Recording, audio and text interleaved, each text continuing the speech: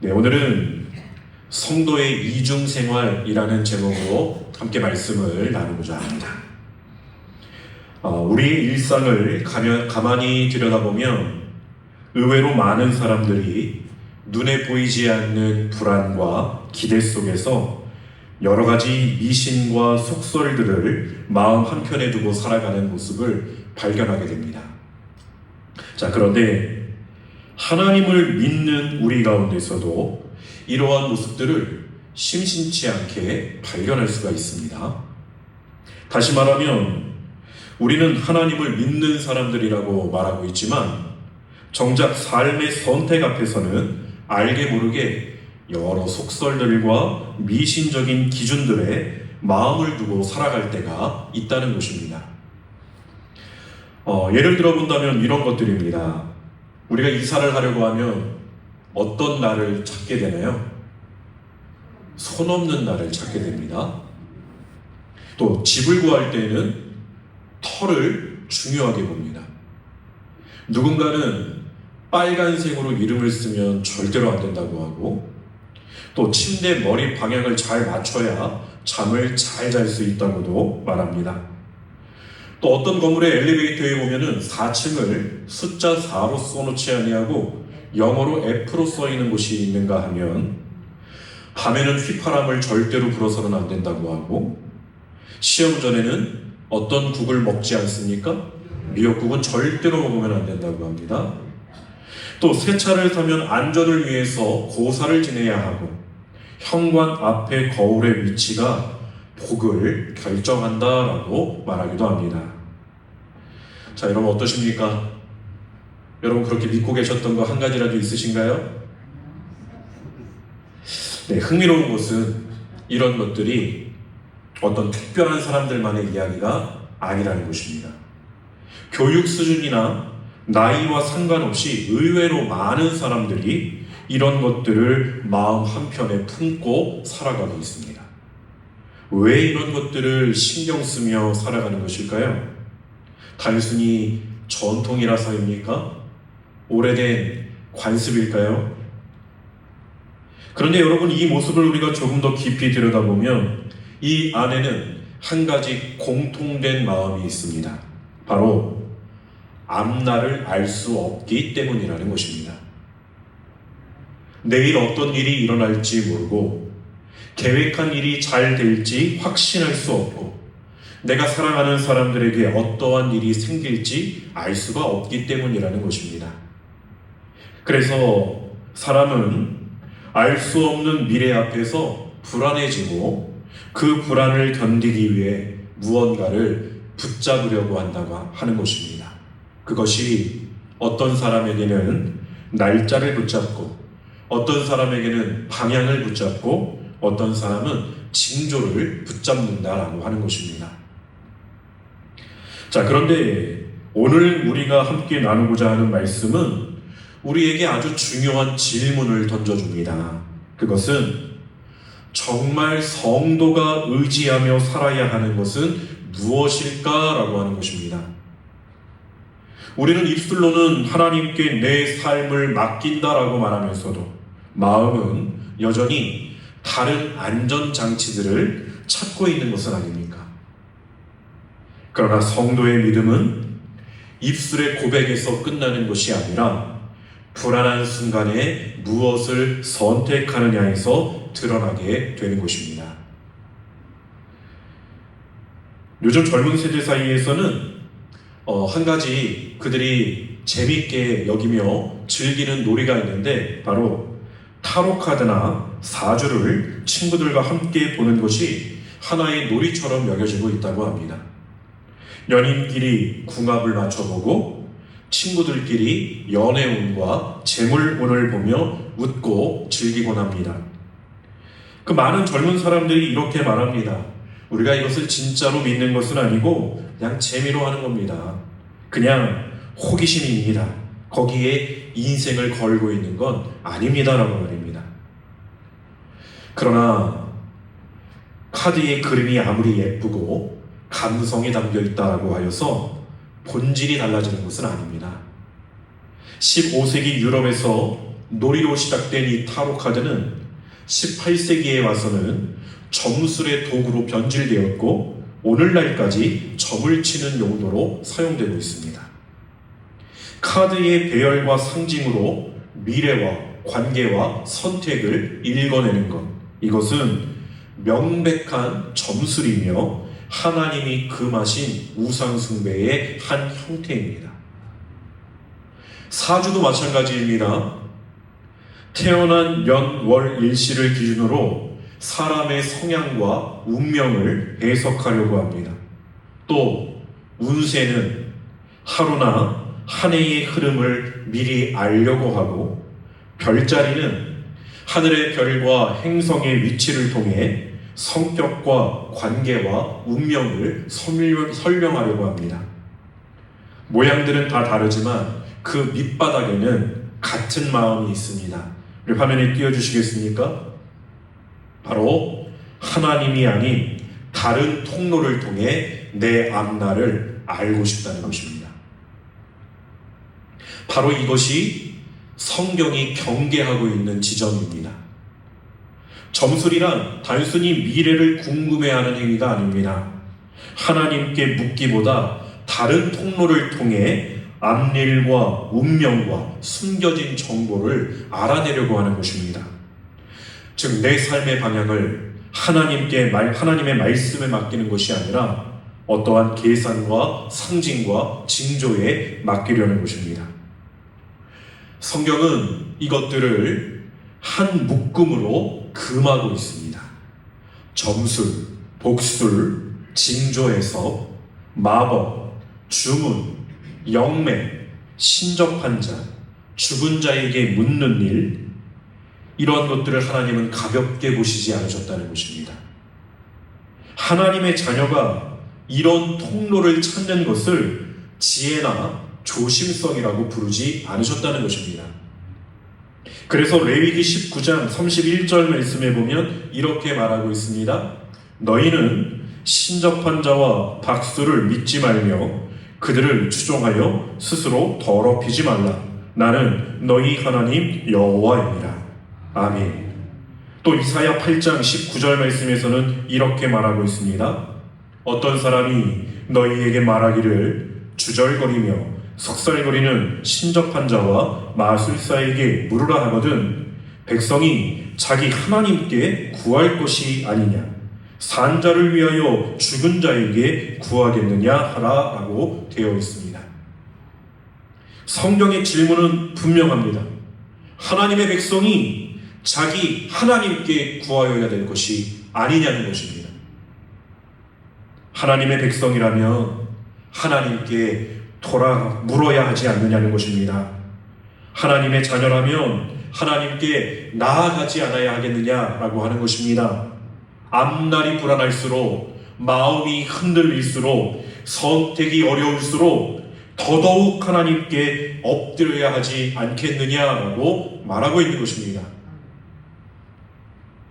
이러한 모습을 우리가 한 가지 예시로 살펴보면 좀 더 쉽게 생각해 볼 수 있을 것입니다. 부모가 자녀에게 말합니다. 걱정하지 마. 아빠가 너를 책임져 줄게.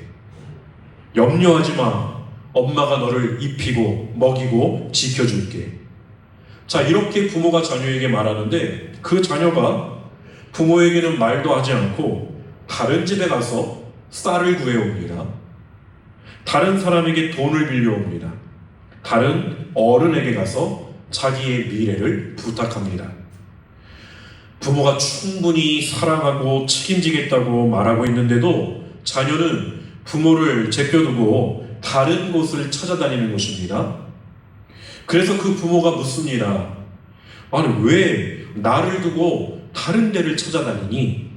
그러자 자녀가 이렇게 말하는 것입니다.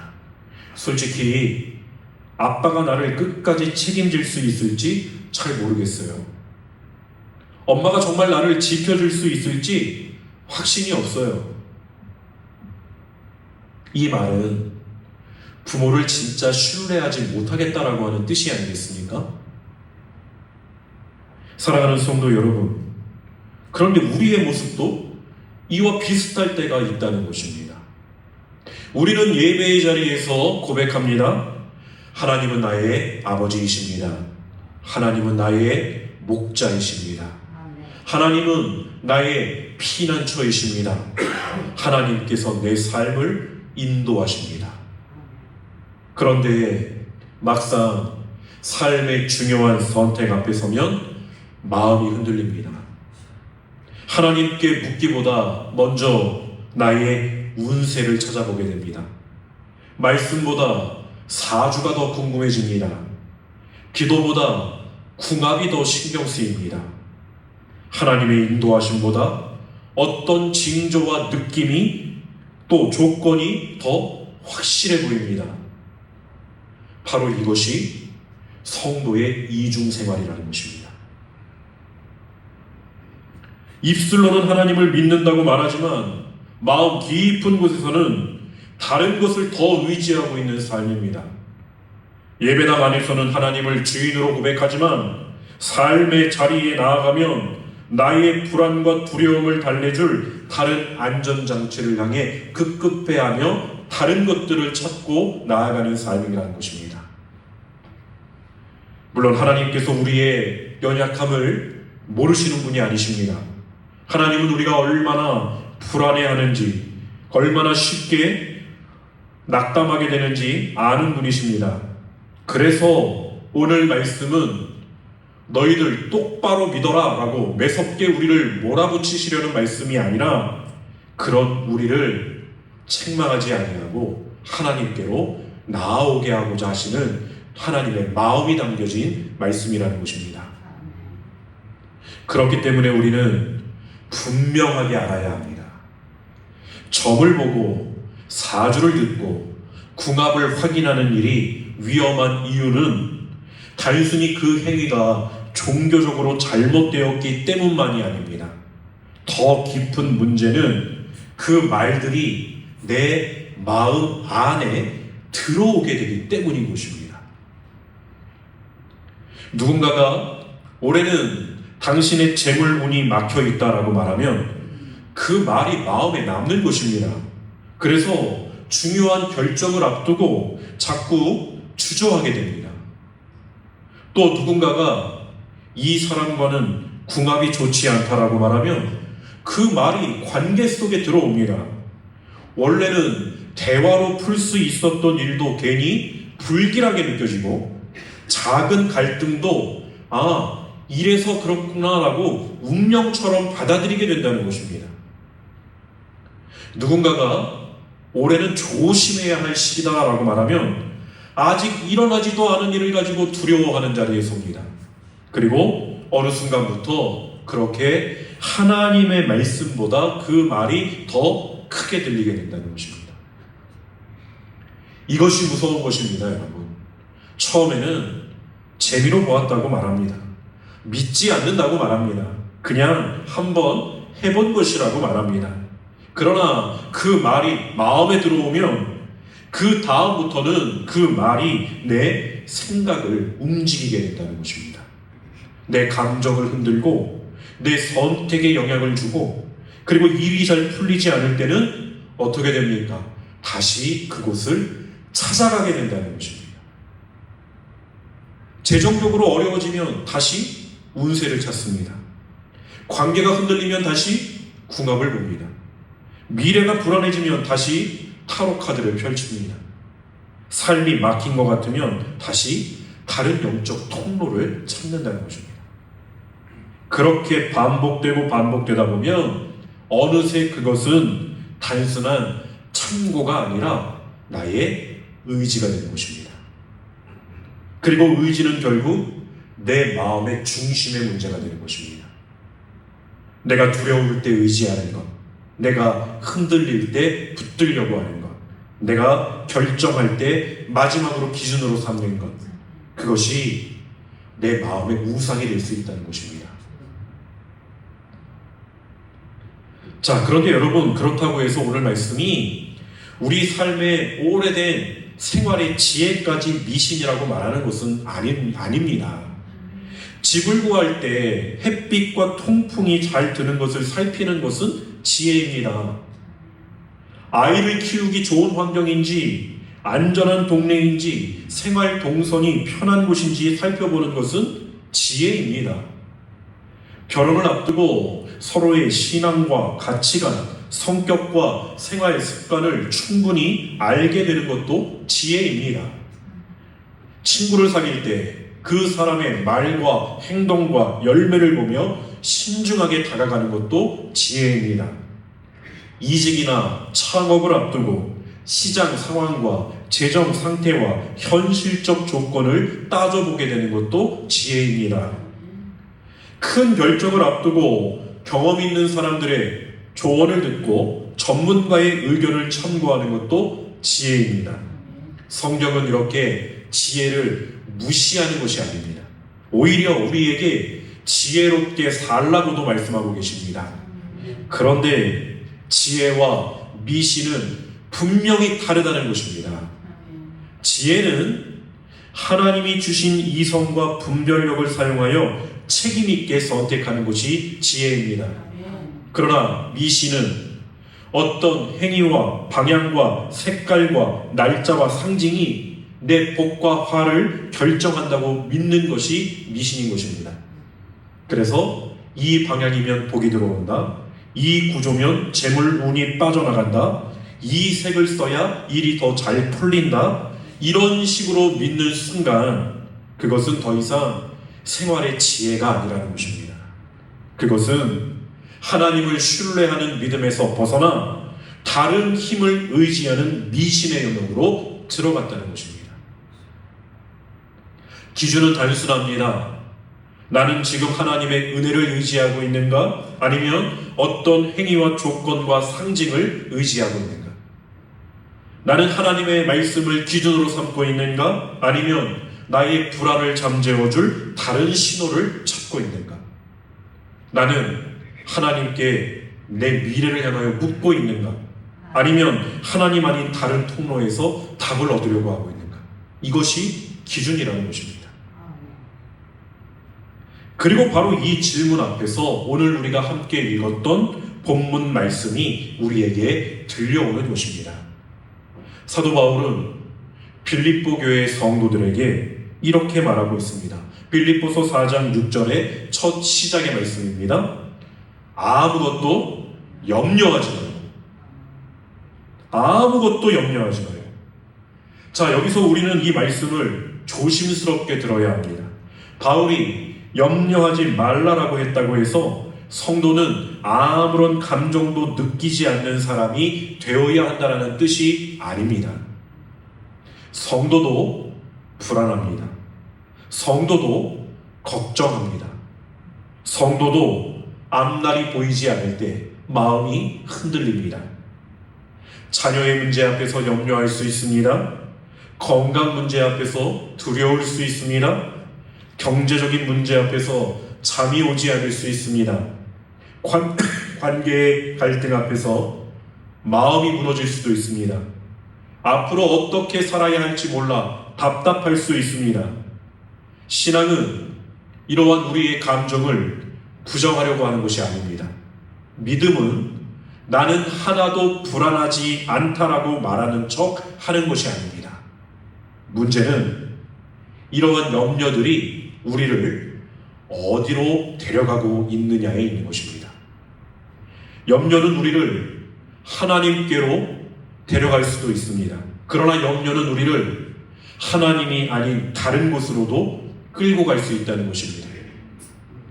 그래서 바울은 단지 염려하지 말라라고만 말하는 것이 아닙니다. 염려의 방향을 바꾸라고 말하는 것입니다. 이어서 6절 말씀 우리 다시 한번 보실까요?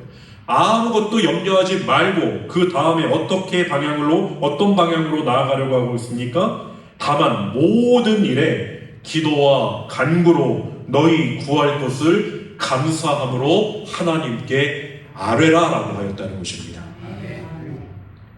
바울은 우리의 염려를 억누르라고 말하지 않습니다. 염려를 기도로 가져가라고 말하고 있는 것입니다. 이것이 중요합니다. 사랑하는 성도 여러분, 기도는 내가 붙들고 있던 통제권을 하나님께 내어드리는 행동입니다. 내가 다 알아야 안심할 수 있다고 생각했던 마음을 내려놓고 하나님께서 모든 것을 아신다는 사실을 믿는 것입니다. 그리고 내가 다 해결해야 한다고 움켜쥐고 있던 문제를 하나님 앞에 펼쳐놓는 것입니다. 그리고 간구는 그렇게 하나님께 펼쳐놓은 문제를 구체적으로 하나님께 아뢰는 것입니다. 자, 그런데 바울은 이렇게 우리의 염려를 기도와 간구로 나아가라라고 한 다음에 또 한 가지를 더하고 있습니다. 무엇입니까? 바로 감사함으로 하나님께 아뢰라는 것입니다. 아니, 문제가 아직 해결되지 않았는데 어떻게 감사할 수 있겠습니까? 앞날이 여전히 보이지 않는데 어떻게 감사합니까? 내 상황이 여전히 불안하고 변한 것이 없는데 어떻게 감사할 수 있겠습니까? 이렇게 생각할 수 있습니다. 그런데 여러분, 성경이 말하는 감사는 모든 일이 내 뜻대로 되었기에 고백하는 말이 아닙니다.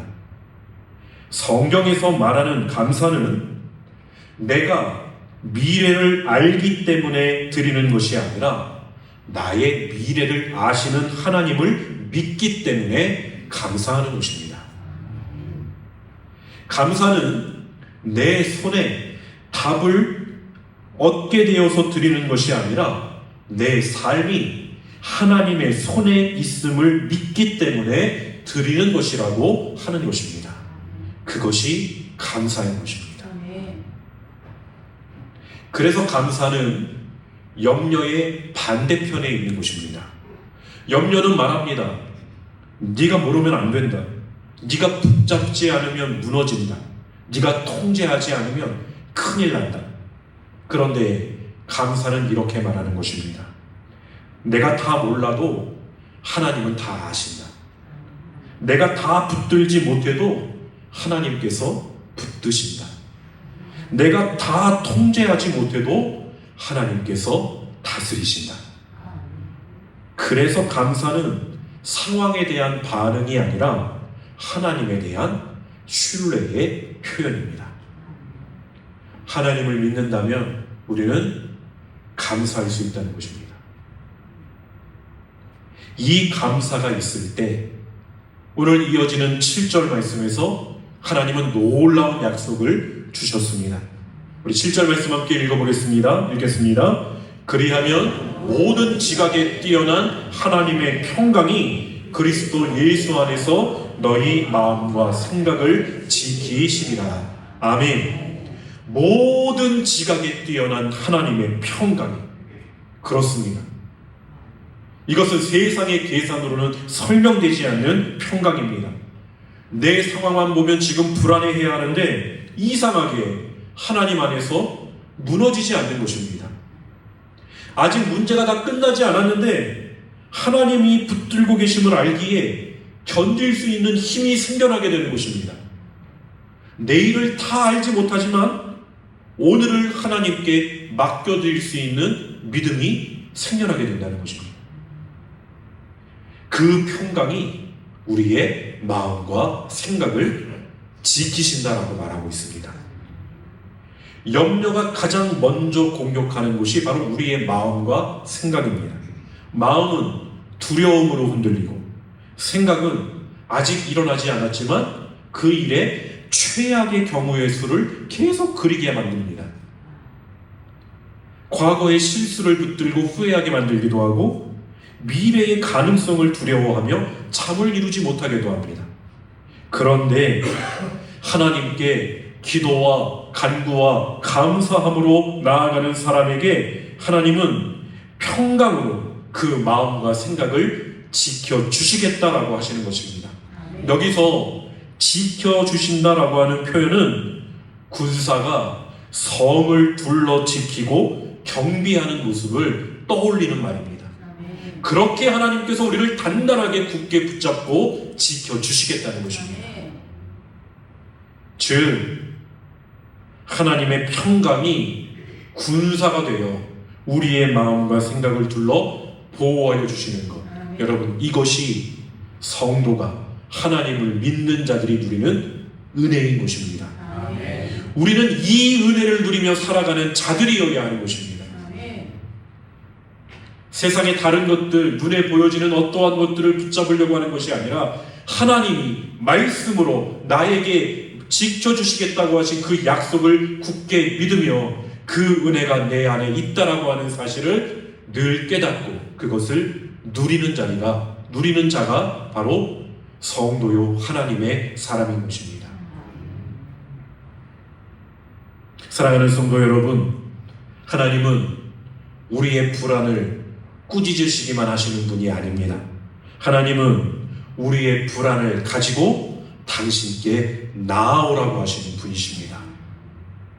하나님은 우리가 흔들릴 것을 아십니다. 그래서 말씀하여 주시는 것입니다.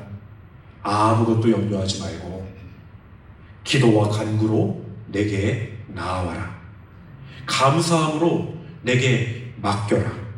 그리하면 나의 평강이 너의 마음과 생각을 지키게 하겠다. 말씀을 정리하려고 합니다. 오늘 우리에게 필요한 것은 더 좋은 행운이 아닙니다. 바로 더 깊은 기도입니다. 오늘 우리에게 필요한 것은 더 많은 안전장치가 아닙니다. 더 분명한 하나님을 향한 신뢰입니다. 오늘 우리에게 필요한 것은 미래를 알고자 하는 능력이 생기는 것이 아닙니다. 나의 미래를 하나님께 맡겨드릴 수 있는 믿음입니다. 그러므로 사랑하는 성도 여러분, 이번 한 주간 나의 삶에 염려가 찾아오게 될 때에 나 자신에게 물어보시기 바랍니다. 나는 지금 무엇을 붙들려고 하고 있는가? 기도해보지 않고 먼저 답을 찾으려고 하는 나의 모습은 없는가? 말씀을 기준으로 판단하기 전에 무엇을 붙잡고 안심하려 하고 있는가? 그리고 그 자리에서 다시 하나님께 아뢰시기를 바랍니다. 우리 화면에 띄워주시겠습니까? 우리 함께 고백해 보도록 하겠습니다. 읽겠습니다. 하나님, 제가 붙들던 것을 내려놓습니다. 하나님, 제 불안을 주님께 맡깁니다. 하나님, 제 미래가 주님의 손에 있음을 믿습니다. 아멘. 믿음은 불안이 없는 상태가 아닙니다. 불안 속에서도 다시 하나님께로 돌아오는 것이 믿음입니다. 또 믿음은 미래를 다 아는 상태가 아닙니다. 미래를 아시는 하나님께 나 자신을 맡기는 것이 믿음입니다. 그렇게 우리의 염려가 기도로 바뀌고 두려움이 감사로 바뀌며 우리의 마음과 생각이 하나님의 평강 안에서 지켜지는 은혜를 누리며 살아가는 모든 성도들이 되시기를 주님의 이름으로 간절히 축원드립니다. 기도하겠습니다. 우리의 삶을 붙드시는 하나님, 우리가 미래를 알 수 없다는 이유로 두려워하게 될 때에 앞날을 알려달라고 하기보다 우리의 앞날을 붙들고 계시는 하나님을 더 신뢰하게 하시고 염려가 올라오는 순간마다 다른 답을 찾아 헤매기보다 먼저 무릎 꿇고 기도하는 믿음을 허락하여 주옵소서. 모든 지각이 뛰어난 하나님의 평강으로 우리를 둘러주시고 그리스도 예수 안에서 우리의 마음을 지키시며 무너지지 않도록 붙들어 주시기를 간절히 원합니다. 내가 다 몰라도 하나님은 아십니다. 내가 다 붙들지 못해도 하나님은 붙드십니다. 내가 다 통제하지 못해도 하나님이 다스리십니다. 이 믿음의 고백이 우리의 삶이 되게 하여 주시옵소서. 이번 한 주간도 우리의 불안이 기도로 바뀌고 기도가 감사로 바뀌며 감사가 평강으로 열매 맺게 하여 주시옵소서. 감사드리오며 우리 주 예수 그리스도의 이름으로 간절히 기도드립니다. 아멘.